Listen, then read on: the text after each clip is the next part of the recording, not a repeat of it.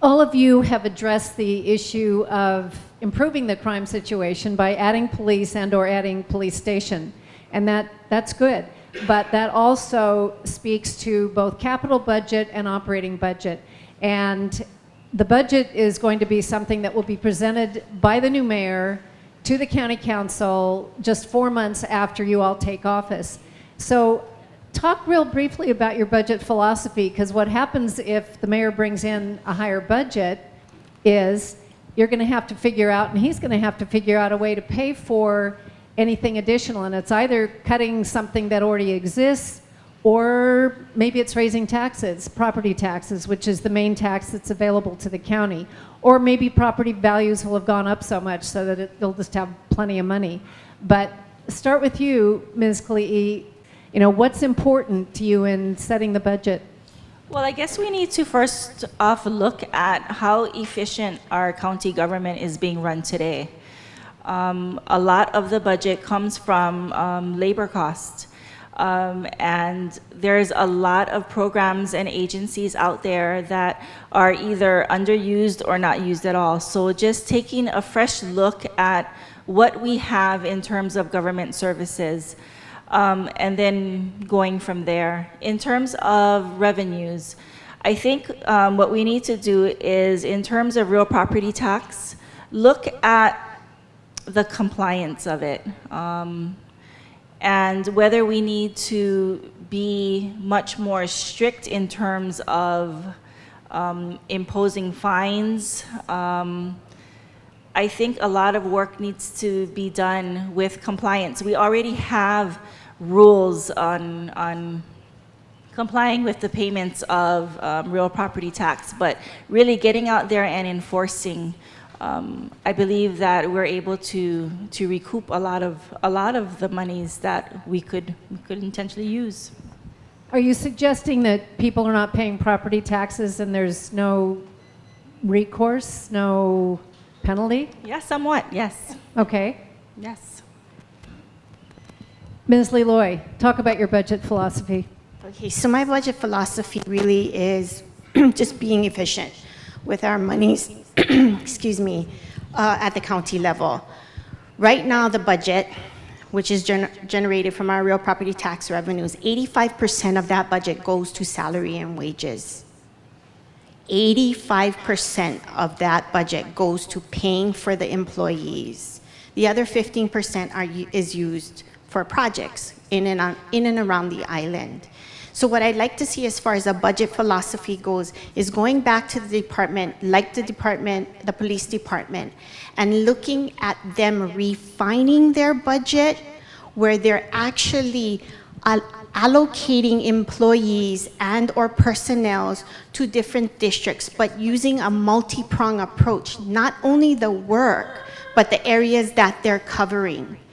And I know it's going to take some hard work, and I know it's going to have to take some talking to with the unions, because the bargaining unit contracts for those employees have guidelines. But if we can begin to work with those bargaining unit contracts and those unions, and for example, if there's an officer on a shift from midnight to 7, and then the next person comes in from 7 to 3, why can't we look at the bargaining unit contract, look at the budget, and then bring someone in between a gap of 2 till 8 o'clock?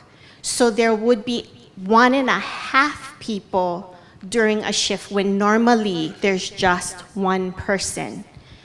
It's about looking at each individual budget of each agency and looking at them thinking outside the box so that we can provide efficient services. Negotiations usually for raises and such are done at the state level, and each county mayor has one vote, and sadly the state has votes to wipe out everybody. So the question is, can such negotiation be done on a county level, or must it be done at the state level? It must be done at the state level, but I'm willing to agitate that conversation and help people think outside the box. Okay. Ms. Green, let's start with you, Ms. O'Hara. Your budget philosophy and how we pay for all these new police officers particularly. Not that I don't want them. I love them. Yeah, no, I agree with what was said about using the money that we have efficiently. There's only so much you can cut costs. You mentioned the negotiation with the labor unions and the fact that we only have one vote and the state has 4 and each of the counties only has 1. I question how long that's been in place and when and we could see a change to the way things are done. Because the costs are not the same in Honolulu as they are here on this island in terms of labor, et cetera. So there's a lot of negotiations that are, or changes in the negotiation format that would be great to see. I know that, again, that's a long-term process trying to make those types of changes. But as far as the costs of operating our government, we can look at how they can be reduced, but we also can look at alternative ways to raise revenue other than raising property taxes. Compliance with property tax is something that the tax office has been tasked with, and they are doing that, especially as it looks at agricultural lands, for instance.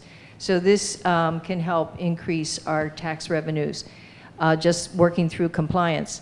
There are other opportunities to maybe use user fees, as we call them, in economics. We still get to throw away all of our trash as a resident here in Hawaii for free. This is probably the only place I can think of in the US where you get to throw your rubbish away for free. So maybe there are some places where we need to be applying some user fees. Maybe. It's something that needs to be studied. We also are not making enough effort to bring in grant monies because of the socioeconomic status of this island, and especially in my district. We would be eligible for a number of federal grants that I don't feel that we're going after.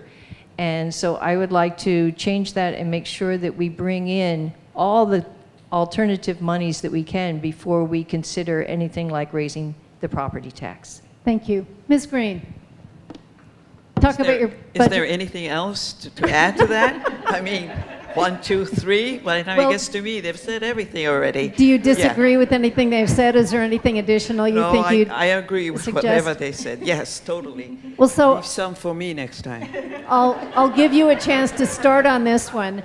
You, as a county council member, will have a contingency fund, and the question is, what's your philosophy on how you would be able to, how you would like to see that money spent? Very carefully. And what kinds of criteria would you use in spending it? I would have to, look at whatever projects that's going to be, that people that want to come to me for money, I would have to look, what is their priority? How badly do they need it? Or how badly do I think they need it? But I would use it very carefully. I do have, or I would use it for maybe the food pantry to feed our needy people, our people that don't have enough food at the end of the month. Nanavali, we have a food pantry. We started off with 100. We are now over 700 head of households that we service, all of Lower Puna. We are now trying to get up into Upper Puna. We have Fern Acres, and we're working on Hawaiian Acres right now. So feeding the people and medical services are my priorities. Ms. O'Hara, what would your priorities be? How would you deal with contingency funds? It comes down to the benefit to community. I'm not so sure that we will receive the contingency funds that I think this current council did, because we are perhaps walking into a bit of a budget deficit in terms of having to borrow higher amounts of money. So that remains to be seen. I think that is I'm talking not about the capital improvement budget. I'm talking about the operating contingency budget. funding. Yeah, contingency fund. And it has varied, and that is, I believe, up to the mayor's discretion to some extent. So what we get, we'll see what we get. But in handing that money out or making that available to the district, it's going to depend on the community benefit from whatever project is proposed and whether that it meets the cost-benefit analysis.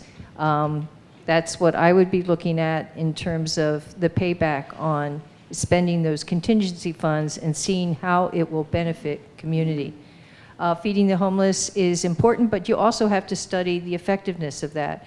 Some of the facilities that are currently doing that in Lower Puna, some of the churches are noting that where they used to be feeding families that were in need and homeless, they're now feeding a lot of transient population that are coming to the island and recognizing that there is free food. So we have to make sure that the programs that we provide for with public money are cost effective and meet that cost benefit criteria. Thank you. Thank you. Ms. Leloy, what would your philosophy be in contingency funds?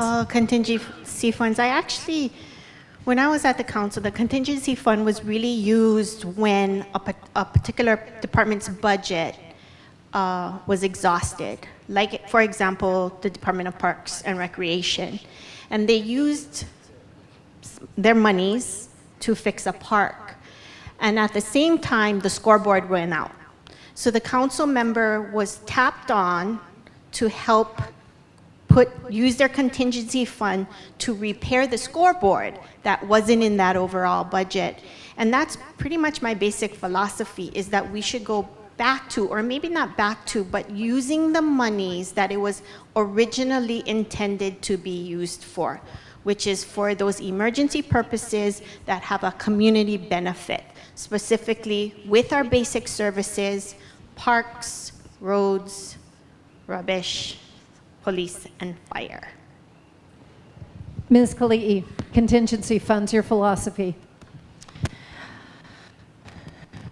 Well, I think my contingency funds would be used to supplement local initiatives, used in times of crisis. Just being able to support or supplement programs that would benefit my district.